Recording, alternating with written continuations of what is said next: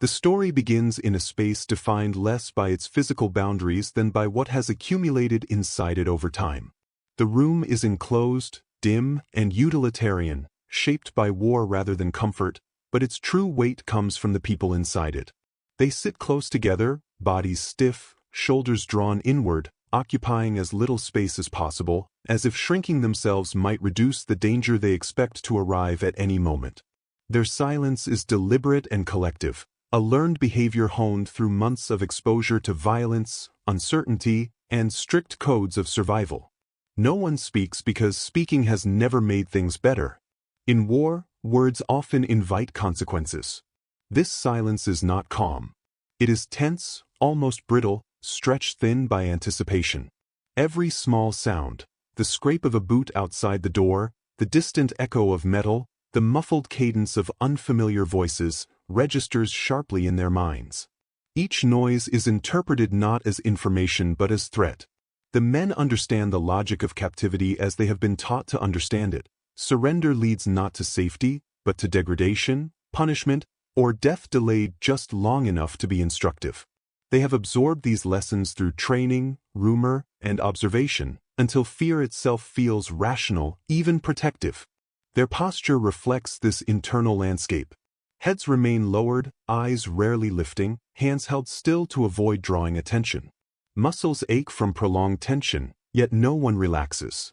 The room smells of sweat, damp fabric, and the faint metallic trace of blood, reminders of recent violence and the proximity of harm. The air feels heavy, as though saturated with unspoken thoughts. Each man is alone with his own memories, yet bound to the others by a shared expectation of what comes next. What makes this moment particularly oppressive is not that something terrible has already happened, but that it is presumed to be inevitable.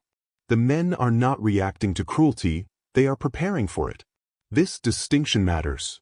Anticipation becomes its own form of suffering, one that stretches time and sharpens every sensation. Seconds feel elongated, each one carrying the possibility of transformation from fear into pain. The room becomes a waiting chamber not just for orders or interrogation, but for confirmation that the world still operates according to the brutal logic they know. Their understanding of the enemy is abstract but absolute. It has been constructed carefully over years, reinforced by stories of reprisals, executions, and humiliation. The enemy is not imagined as individual people, but as a force, impersonal and punitive. To expect mercy from such a force would feel naive, even dangerous. Hope, in this context, is a liability. Silence, therefore, is safety. By saying nothing, by revealing nothing, they attempt to preserve the smallest measure of control left to them. The war outside the room feels distant, yet omnipresent. These men have lived within its rhythms long enough to internalize its rules. They know how quickly circumstances can shift, how swiftly life can be reduced to procedure. The room, though static, is saturated with movement remembered. Forced marches, sudden bombardments, shouted commands, the chaos of retreat. All of it has led to this moment of containment, where motion has ceased but tension has not. What binds them most tightly is not shared ideology or camaraderie, but shared fear. Each man carries his own private version of it: fear of injury, fear of humiliation, fear of being made an example, but together these fears form a collective atmosphere. No one needs to speak to understand it. Silence becomes a language in itself, communicating vigilance, endurance, and resignation. It is a silence built from experience rather than choice. This atmosphere has been shaped by repetition. They have seen what happens when expectations are violated, when someone speaks out of turn, when mercy is presumed where none exists. The war has taught them that restraint is safer than appeal, that invisibility is preferable to attention. Their stillness is strategic. It is the last defense available to them, fragile but familiar. Time passes unevenly. Without clocks or clear markers, the men measure it by bodily sensations: the stiffness in their legs, the dryness in their mouths, the slow throb of minor wounds left untreated. Hunger and thirst sharpen their awareness, but they do not complain.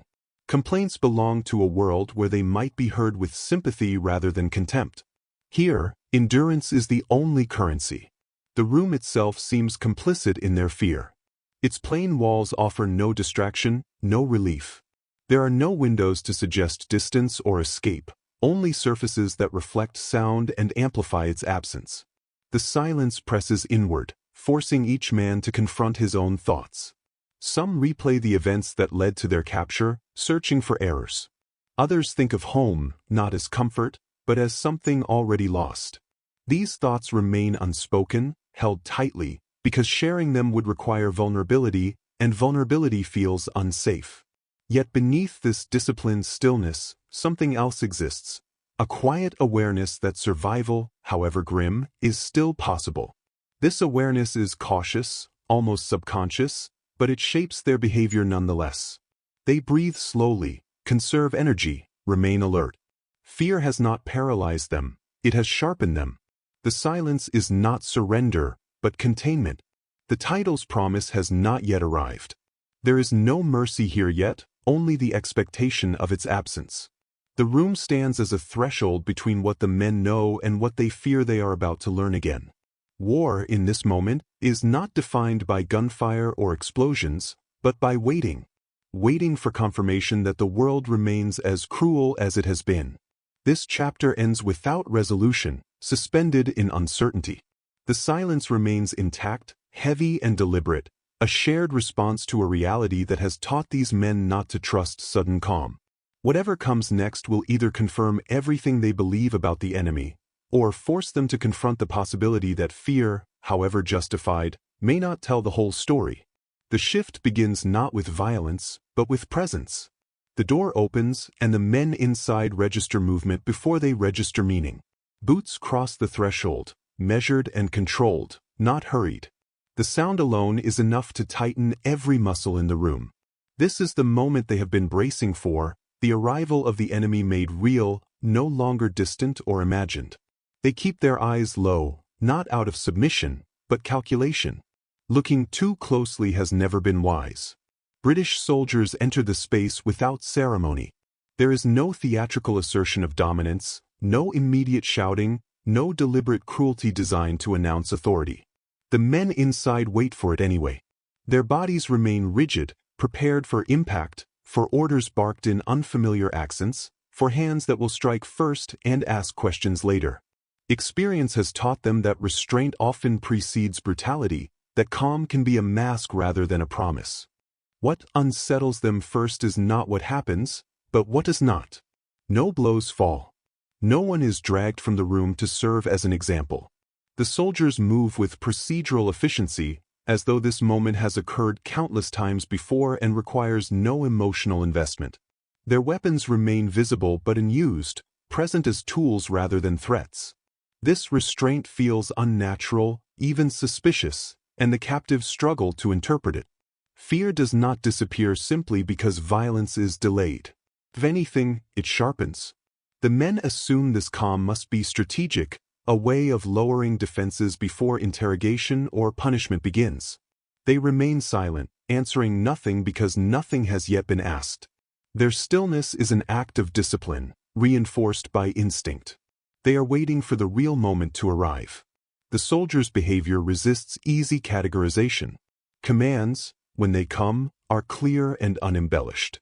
There is no profanity, no personal malice. The men are ordered to remain seated, to stay where they are. The tone is firm but not cruel. This alone creates unease. It contradicts the stories the captives carry, the expectations that have sustained their fear. An enemy who behaves predictably can be managed. An enemy who does not conform to expectation is harder to survive. Each small action becomes magnified. A soldier glances at a wound without comment. Another adjusts his stance, blocking the doorway without aggression. These gestures suggest control without hostility, authority without spectacle.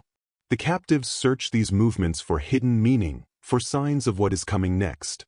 They are accustomed to reading danger in the smallest details, and now they must confront the possibility that danger is not behaving as it should. The room's atmosphere shifts subtly. The initial spike of terror settles into a taut, watchful quiet. The men become acutely aware of their own breathing, of the sound it makes in the stillness. No one dares to cough or shift position unnecessarily. Silence remains their shield, but its purpose is changing. It is no longer only about avoiding punishment. It is about understanding an unfamiliar situation without revealing vulnerability. British mercy is not announced. It does not arrive in the form of reassurance or explanation. Instead, it exists in omission, in the absence of expected cruelty. This absence is deeply destabilizing.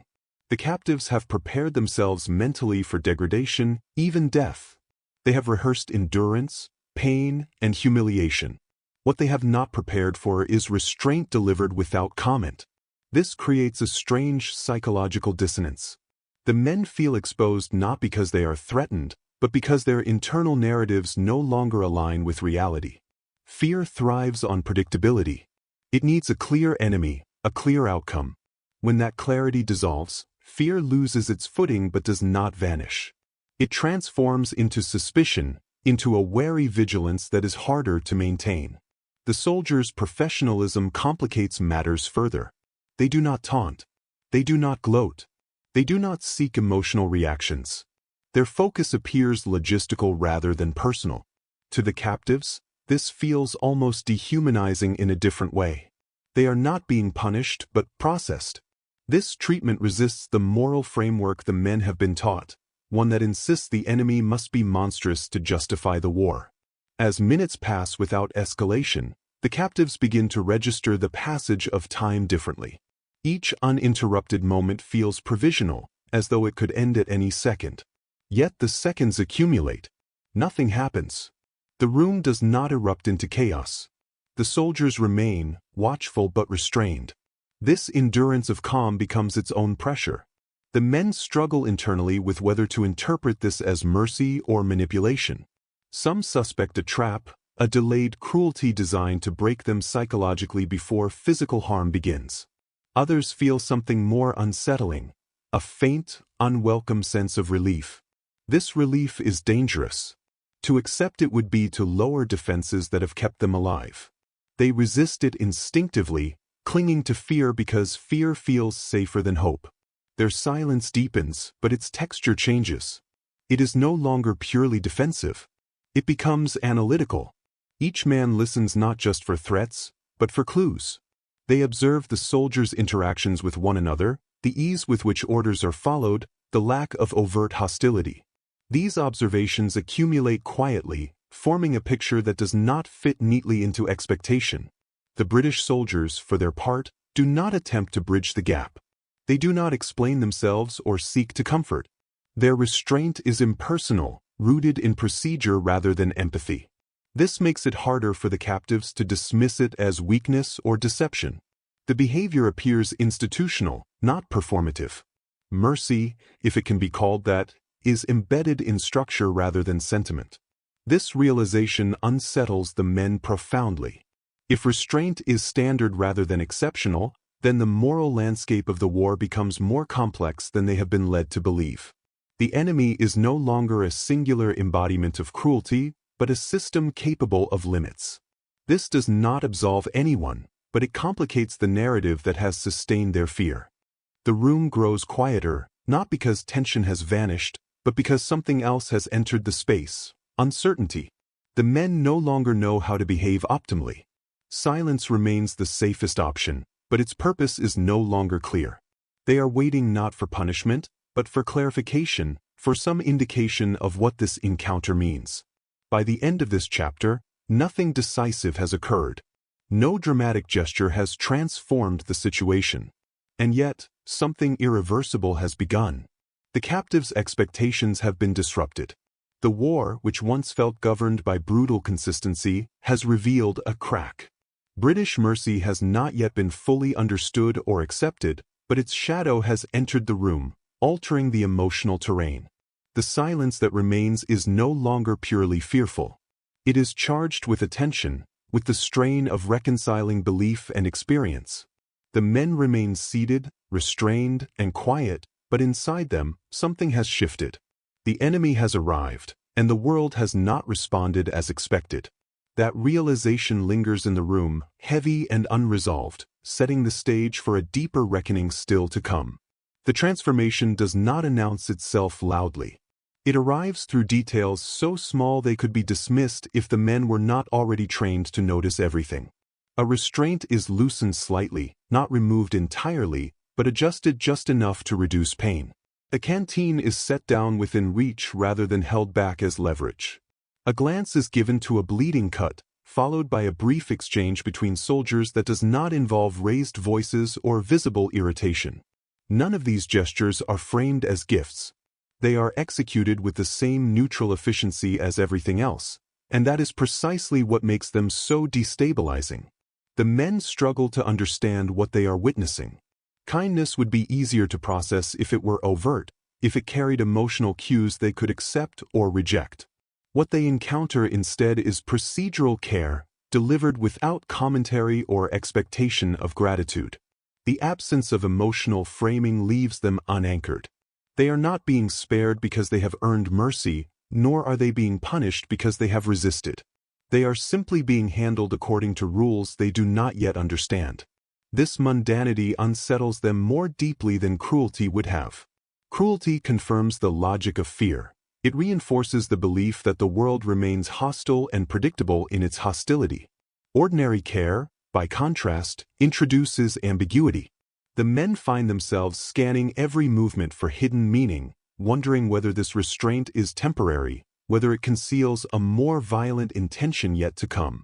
Their fear adapts, becoming more complex, less certain of its own object. The room's silence changes character. It is no longer held rigidly in place by dread alone. It becomes porous, attentive. The men listen not just for threats, but for patterns. They register the rhythm of the soldiers' movements, the way orders are given and followed, the lack of improvisation. This feels important, though they cannot yet articulate why. Something about the predictability of these procedures suggests stability rather than menace. Physically, their bodies begin to register relief before their minds permit it. Muscles ease fractionally when pain lessens. Breathing deepens when water is consumed. These responses are involuntary, and the men are almost ashamed of them. To feel relief in the presence of the enemy feels like a betrayal of everything they have endured. They suppress it as best they can, but the body remembers what it is like not to be under immediate threat. The soldiers do not linger unnecessarily. They do not hover or seek reactions. Their presence remains controlled, purposeful. This lack of interest in intimidation creates an emotional vacuum. The captives are accustomed to being defined by how they are dominated, by how visibly power is exerted over them. Here, power exists, but it is quiet, almost bureaucratic. This forces the men to confront an unfamiliar dynamic, being powerless without being humiliated. As time passes, the men begin to notice how the soldiers interact with one another. There is discipline but not fear. Commands are acknowledged without visible resentment. This internal coherence suggests a system that does not rely on constant aggression to maintain control. For the captives, this is difficult to reconcile with the image of the enemy they have been taught to fear. If cruelty is not necessary to maintain order, then perhaps it is not inherent after all. The silence deepens, but it is no longer empty. It is filled with recalibration. Each man begins, in his own way, to adjust his internal model of reality. This process is quiet and largely unconscious, but it is profound. Long-held assumptions begin to loosen, not because they are proven false in argument, but because lived experience has failed to support them. The war's moral simplicity begins to erode. Memory intrudes unexpectedly. Some recall moments earlier in the war when restraint was absent, when violence was swift and impersonal. Those memories sharpen the contrast, making the present moment feel even more disorienting. Others think of stories told during training, cautionary tales meant to steel resolve by depicting the enemy as merciless. These stories now feel incomplete, not entirely wrong, but insufficient. The men are careful not to show what they are processing. Faces remain neutral, eyes lowered. Silence remains their default posture, but it is no longer purely defensive. It becomes a space for internal negotiation. Fear argues for continued vigilance, insisting that this calm is temporary, that cruelty has merely been postponed. Another voice, quieter and more dangerous, begins to suggest that something else may be possible. This internal conflict is exhausting. Holding fear in place requires effort when reality no longer feeds it consistently. The men feel mentally strained, not from threat, but from contradiction. The enemy is present, armed, and in control, yet behaving in a way that resists demonization. This forces the captives to confront an uncomfortable truth. Their survival thus far has depended not only on enduring violence, but on believing certain things about the people who inflicted it. The British soldiers' actions continue to accumulate without fanfare.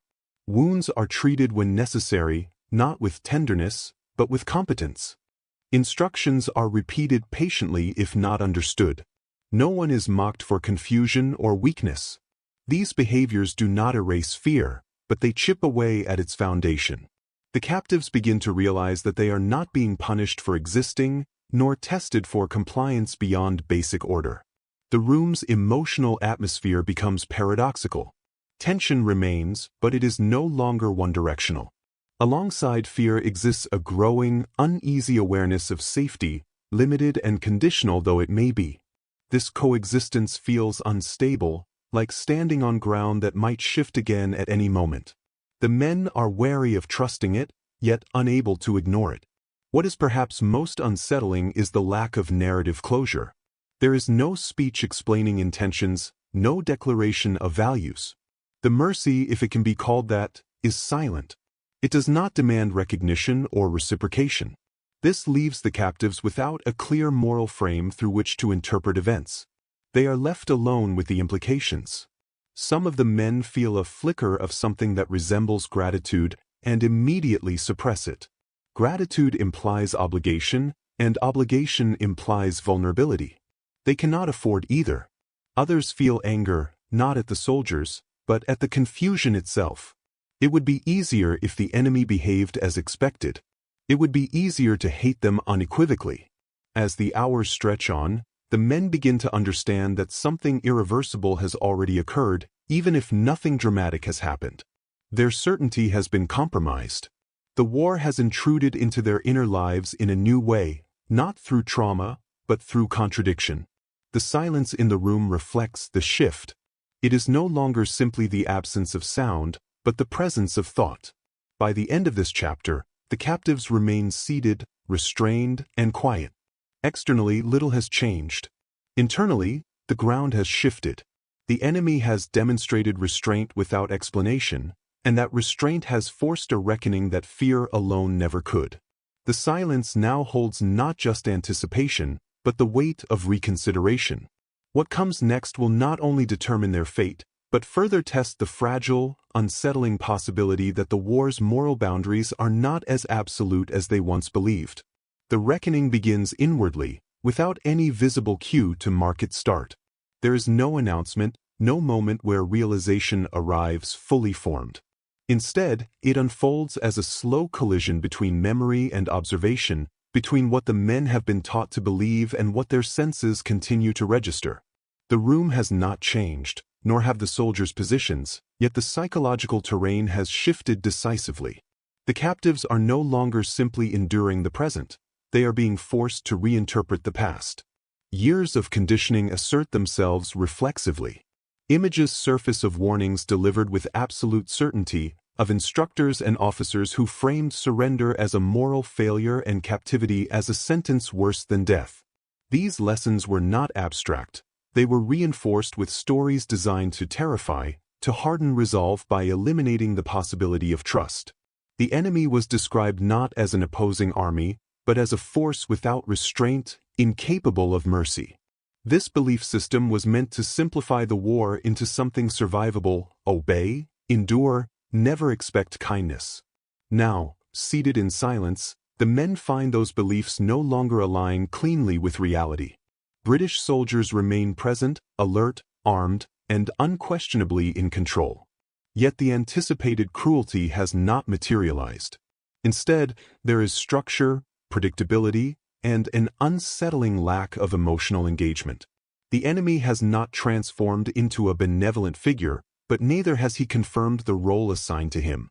This ambiguity erodes the internal scaffolding that has supported the men through months or years of conflict. The mind resists this erosion instinctively. Some men attempt to reinterpret events in a way that preserves their existing worldview. They tell themselves this restraint must be situational, the product of circumstance rather than principle. Perhaps the soldiers are being observed. Perhaps resources are scarce. Perhaps punishment is delayed. These explanations provide temporary relief, allowing fear to retain its familiar shape. But they grow harder to sustain as time passes without contradiction. Others begin to feel the weight of a more troubling possibility, that their understanding of the enemy has been incomplete. This does not mean they suddenly view the British as virtuous or the war as just. Rather, it introduces nuance where none was permitted before. Nuance is dangerous in wartime. It complicates loyalty, obedience, and the moral clarity required to endure sustained violence. To acknowledge it feels like stepping onto unstable ground. This internal struggle plays out quietly. Faces remain impassive, bodies still. The men do not share their thoughts, partly out of habit, partly out of fear that voicing doubt could weaken the group's collective resolve. Silence becomes a means of containment, holding conflicting interpretations in place without allowing them to spread. Each man negotiates privately with his own conscience, testing how much uncertainty he can tolerate without unraveling. Memory continues to intrude. Some recall moments earlier in the war when restraint was absent, when violence arrived swiftly and impersonally. Those memories sharpen the contrast, intensifying confusion rather than resolving it. If cruelty existed before, how can restraint exist now? Are both equally real?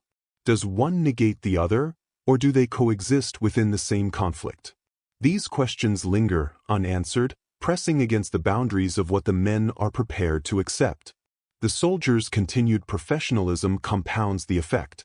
There is no attempt to exploit the captive's vulnerability, no effort to extract emotional reactions. This restraint does not feel strategic in the conventional sense. It feels habitual, ingrained. The men begin to sense that they are witnessing not an exception, but a system operating according to its own internal logic. This realization is deeply unsettling because it suggests the enemy's morality is not defined solely by opposition, but by something independent of the captives themselves. This forces a painful re-examination of identity. The men have defined themselves in opposition to an enemy described as irredeemably cruel. That opposition has justified sacrifice, obedience, and suffering. If the enemy is capable of restraint, even in limited form, then the moral landscape becomes less certain. The men are not asked to forgive or forget, but they are compelled to acknowledge complexity where they were promised absolutes. Emotionally, this manifests as disorientation rather than relief. The absence of immediate threat creates space for thought, and thought brings discomfort. Fear, while exhausting, has been familiar. It provided a clear framework for action. Uncertainty offers no such guidance. The men feel exposed not because they are unsafe, but because their internal defenses are no longer perfectly aligned with reality. The room's silence deepens into something reflective. It is no longer only about vigilance, but about processing. Each man measures what he is witnessing against what he remembers, searching for coherence. Some feel a quiet resentment toward the soldiers, not for what they have done, but for what they have disrupted.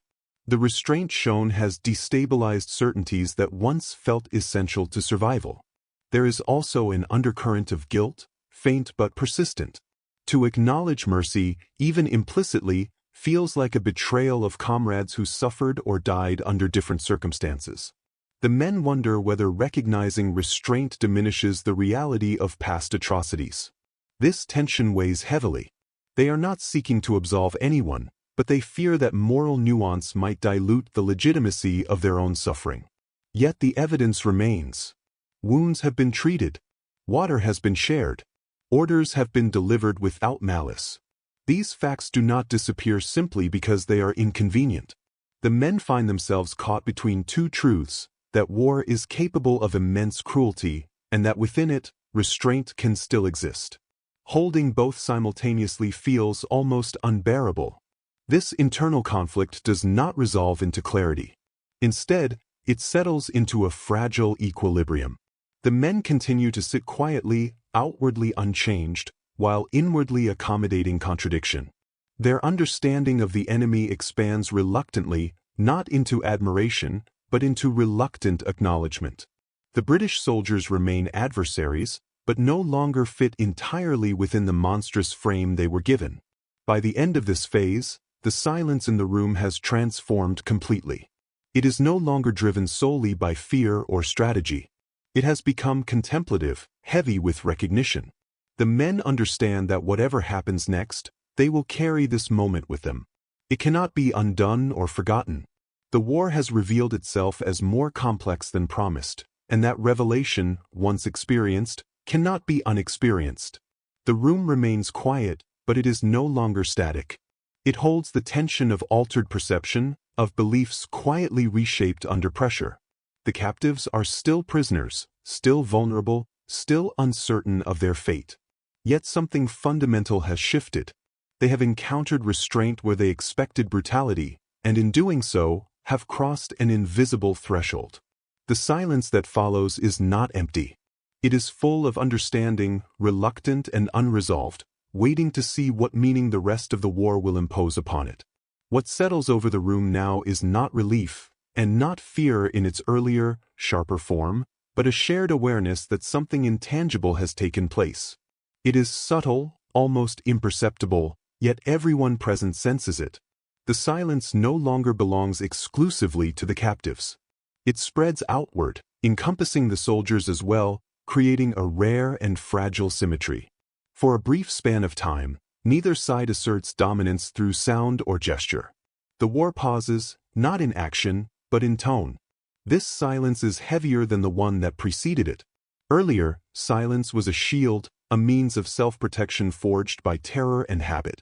Now it becomes a space of recognition. The captives understand, without exchanging looks or words, that what they have witnessed cannot be undone. British mercy, limited and procedural though it may be, has already left its mark. It has disrupted expectations on both sides, creating an emotional stillness that feels almost ceremonial. The soldiers remain at their posts, their composure unchanged. Yet even their restraint carries a different weight now. It is no longer interpreted solely as an unpredictable anomaly, but as an intentional boundary. The captives begin to understand that restraint itself can be a form of power, one that does not rely on spectacle or fear to assert control. This realization unsettles them deeply, because it introduces a moral dimension they were never meant to consider. No one speaks because there is nothing to clarify. Any words would feel intrusive, even dangerous. Language risks collapsing the delicate balance that has formed.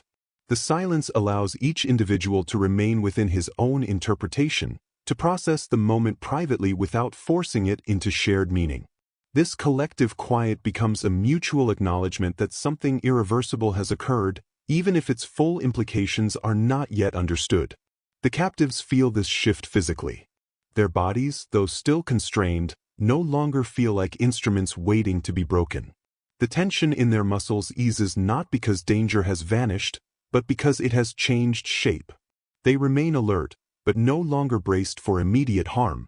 This altered posture reflects an internal recalibration, one that neither side openly recognizes but both quietly accommodate. Memory asserts itself again, but differently now. Instead of replaying moments of terror, the men begin to situate this experience within a broader context. They recall other silences from the war, after bombardments, during forced marches, in moments of shared exhaustion. Those silences were defined by devastation or endurance. This one feels distinct. It is not born of destruction, but of restraint, and that distinction gives it a strange gravity. The soldiers, too, appear aware of the moment's significance, even if they do not articulate it. Their movements remain controlled, their expressions neutral, but there is an absence of haste. No one rushes to conclude the encounter. The procedures continue at a measured pace, as though acknowledging that speed would fracture the fragile equilibrium. This deliberate tempo reinforces the sense that what matters here is not efficiency, but containment. The captives sense that they are being treated not as symbols or enemies to be crushed, but as individuals temporarily subject to a system. This does not erase the imbalance of power, but it reframes it. Power, in this moment, is exercised through limits rather than excess. The men struggle with this idea. They have been conditioned to equate power with violence, authority with cruelty. To encounter authority that restrains itself feels almost disorienting. Emotionally, the moment is complex and unresolved. Some men feel a flicker of something close to relief, quickly suppressed. Others feel anger, not toward the soldiers, but toward the confusion itself. The clarity of hatred has been replaced by something murkier, something that demands thought rather than reflex. This demand feels exhausting. Hatred, at least, had been simple. There is also a quiet awareness of loss. The captives recognize that this moment, however restrained and limited, cannot be replicated easily. It exists precisely because it is unremarkable, because no one seeks to claim it. Once the war resumes its familiar rhythms, this silence may never return. That knowledge lends it a fragile, almost sacred quality. The room becomes a kind of threshold. On one side lies the war as it has been understood, brutal, binary, morally absolute. On the other lies a more complicated reality, one where restraint exists alongside violence, where enemies do not always behave as monsters. The captives find themselves standing in between, uncertain which understanding will ultimately define their experience. No one attempts to resolve this tension. There is no gesture meant to reassure, no act designed to symbolize reconciliation. That absence is crucial. The mercy shown here does not seek validation. It does not ask to be remembered or repaid. It exists as a fact, not a message. This makes it harder to dismiss as manipulation or weakness. The silence persists, and in persisting, it becomes collective. It binds captor and captive in a shared awareness of limits. Both sides seem to understand that crossing those limits, through cruelty on one side or defiance on the other, would shatter something delicate and rare. This understanding is unspoken but palpable. As time continues to pass, the captives begin to sense that whatever follows, they will not experience it in quite the same way. Their internal landscape has shifted. Fear remains, but it is no longer absolute. It has been joined by a reluctant recognition that the enemy is capable of choice, and that choice, in this moment, has been restraint. This recognition does not redeem the war. It does not erase past suffering or guarantee future safety. Instead, it introduces a moral interruption. In a conflict defined by momentum and escalation, restraint functions as a pause, forcing those within it to confront the humanity that war works so hard to suppress. By the end of this chapter, the room remains quiet. The captives remain prisoners. The soldiers remain in control. Nothing material has changed, yet everything feels altered. The silence has absorbed the weight of the encounter, holding it without explanation or judgment. It stands as a testament not to victory or defeat, but to the fragile possibility that even within total war, there are moments when cruelty is not inevitable. This silence, shared and unclaimed, becomes the chapter's defining legacy. It does not promise transformation, but it proves something essential, that restraint can interrupt fear, and that such interruptions, however brief, leave marks that neither side can fully erase. The moment does not conclude with resolution or release. Instead, it settles into the men slowly, unfolding over time rather than ending cleanly. When the room finally empties or changes function, when movement resumes and procedures continue, the silence that defined the encounter does not vanish. It travels with them, carried inward, becoming something they will revisit long after the physical space is left behind. What occurred there resists being contained to a single moment. It lingers, reshaping memory rather than replacing it. The captives leave the encounter altered in ways that are difficult to articulate even to themselves. Nothing dramatic has redeemed their situation. They remain prisoners, uncertain of their future, still subject to the machinery of war. Yet the internal certainty that once governed their expectations has been quietly dismantled. They can no longer fully believe in the version of the enemy they were given, nor can they easily dismiss the evidence of restraint they experienced firsthand. This contradiction becomes a permanent fixture in their understanding of the war. As time passes, the memory of fear softens around the edges, while the memory of restraint sharpens. This inversion surprises them. Violence, once immediate and overwhelming, begins to blur into a familiar pattern of suffering. The moment of mercy, by contrast, remains distinct because it defied expectation. It stands out not because it was kind, but because it interrupted a narrative that had felt unbreakable. The men find themselves returning to it repeatedly, measuring new experiences against it. Some wrestle with resentment toward that memory. It complicates survival in ways they never asked for.